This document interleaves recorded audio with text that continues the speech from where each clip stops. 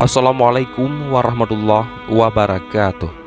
Dan ini kisah heroik Talha bin Ubaidillah yang menyelamatkan Rasulullah SAW dalam perang Uhud.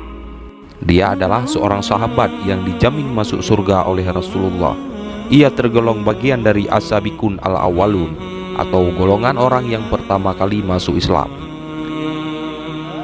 Perjuangan heroik Talha menyelamatkan Rasulullah dalam perang Uhud mendapat pujian para sahabat Nabi lainnya. Dalam buku yang berjudul Muslim Sukses Dunia Akhirat karya Nova Irwan Hasmi, diceritakan kesetiaan Talha mendampingi Rasulullah ini dibuktikan dalam perang Uhud. Ketika barisan kaum muslimin terpecah belah, orang-orang yang berada di samping Rasulullah hanyalah 11 orang Ansar dan Talha bin Ubaidillah dari kaum Muhajirin. Untuk menyelamatkan diri, mereka berusaha mengantarkan Nabi Muhammad ke atas bukit. Sayangnya, di tengah perjalanan ke bukit itu, mereka dihadang oleh rombongan prajurit musuh. Siapa yang berani melawan mereka, dia akan menjadi temanku kelak di surga, kata Rasulullah. Kemudian Talha menjawab, "Saya, wahai Rasulullah." Rasulullah menjawab, "Tidak, jangan engkau harus tetap di tempatmu." "Saya, wahai Rasulullah," kata seorang prajurit Ansar. "Ya, majulah," kata Rasulullah. Prajurit Ansar itu maju melawan prajurit kafir yang ingin membunuh Rasulullah hingga menemui kesyahidannya. Rasulullah meneruskan perjalanan, tetapi dihadang kembali oleh tentara musyrikin. "Siapa yang berani melawan mereka?" kata Rasulullah lagi. "Saya, wahai Rasulullah," kata Talha mendahului yang lain. "Jangan, engkau tetaplah di tempatmu." Lalu seorang prajurit Ansar menggantikannya. Begitu terus hingga 11 orang prajurit muslim menemui syahid. Tinggal Talha sendiri bersama Rasulullah. Hingga kemudian Rasulullah memerintahkan kepada Talha, "Sekarang engkau, wahai Talha."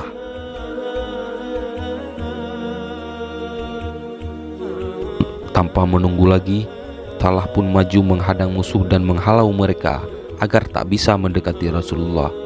Talha kembali ke dekat Rasulullah dan menaikkannya sedikit ke bukit. Disandarkannya tubuh Rasulullah yang mulia. Gigi taringnya patah, kening dan bibirnya sobek. Darah mengucur dari muka beliau. Abu Bakar dan Abu Ubaidah bin Jarrah menemui Rasulullah, tapi Rasulullah menyuruh mereka membantu Talha. Talha ditemukan dalam keadaan pingsan. Tak kurang dari 79 luka bekas tebasan pedang, tusukan lembing, dan lemparan panah menemui tubuhnya. Pergelangan tangannya putus sebelah. Darah segar mengucur dari tubuhnya. Semua orang mengira Talha sudah syahid karena luka parah yang dideritanya.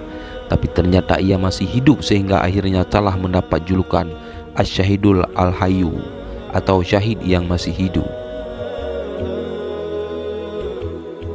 Sejak saat itu, jika ada yang membicarakan perang Uhud di depan Abu Bakar, Abu Bakar selalu menyahut, perang hari itu adalah peperangan milik Talha seluruhnya. Seakan ingin menebus ketidakhadirannya pada perang Badar, Talha mempertaruhkan semuanya di perang Uhud. Sebab saat perang Badar terjadi, dia dan Sa'id bin Zaid tengah diutus menjadi mata-mata di luar kota oleh Rasulullah. Meski demikian, Talha tetap mendapat ghanimah Badar.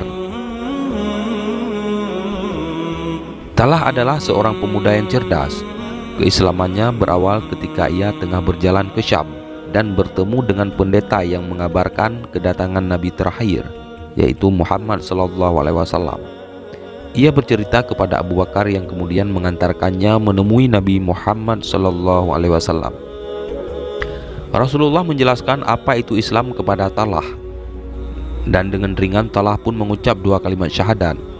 Peristiwa keislaman Talha menjadi berita yang amat mengejutkan, terutama untuk keluarganya. Berbagai bujuk rayu dari keluarga dan kaumnya tak lagi dihiraukannya. Pendirian Talha tak dapat digoyahkan. Talha dikenal sebagai orang yang jujur dan teguh pendirian. Sejak awal keislamannya, ia juga tak pernah ingkar janji dan dermawan. Pernah dia membawa pulang keuntungan dagang sebesar 700.000 dirham.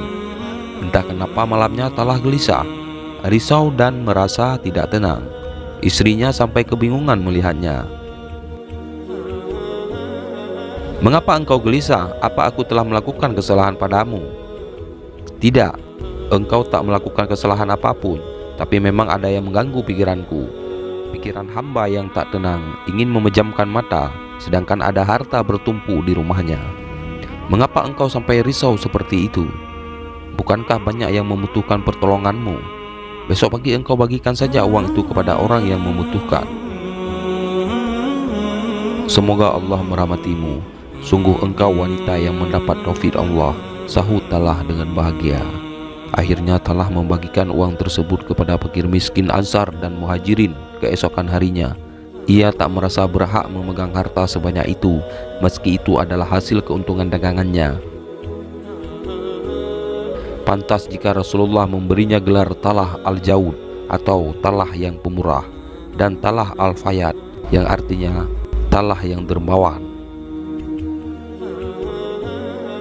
Talah syahid pada usia 60 tahun dalam peristiwa perang Jamal karena luka yang cukup dalam di kakinya. Atas semua kisah hidupnya yang tak biasa, Talah menjadi salah satu orang yang dijamin masuk surga bersama 9 sahabat lainnya. Wallahu a'lam bishawab.